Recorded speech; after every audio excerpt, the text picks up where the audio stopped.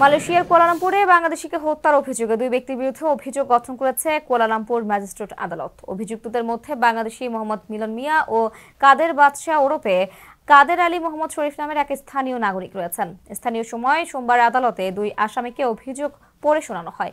Magistrate ইলি Mariska খালিজানের সামনে অভিযোগ পড়ে শোনানোর পর দুই আসামি মাথা নেড়ে সম্মতি জানান। তবে হত্যা মামলাটি উচ্চ আদালতের এখতিয়ারভুক্ত হওয়ায় তাদের কোনো স্বীকারোক্তিমূলক জবানবন্দি রেকর্ড করা হয়নি। ইলি মারিস্কা মামলার শুনানি ও ফরেনসিক প্রতিবেদন শুনানির জন্য আগামী 29 আগস্ট দিন ধার্য করেছেন। দণ্ডবিধির 574 নম্বর আইনে 302 ধারা অনুযায়ী তাদের বিরুদ্ধে অভিযোগ আনা হয়েছে। আসামিরা দোষী সাব্যস্ত হলে মৃত্যুদণ্ড বা 40 বছরের কারাদণ্ডে দণ্ডিত হতে পারেন। আদালত সূত্রে জানা গেছে, গত 16 জুন সকাল 7:30টার দিকে কুয়ালালামপুরের ব্রিক ফিল্ডসের জালান ট্রাভার্স এলাকায় বাংলাদেশি বন্ধু অপু চন্দ্র বর্মনকে হত্যার অভিযোগ রয়েছে মিলন ও কাদেরের বিরুদ্ধে। প্রবাসীদের বিনিয়োগের শতভাগ নির্ভরযোগ্য প্রতিষ্ঠান প্রবাসী সিটি লিমিটেড।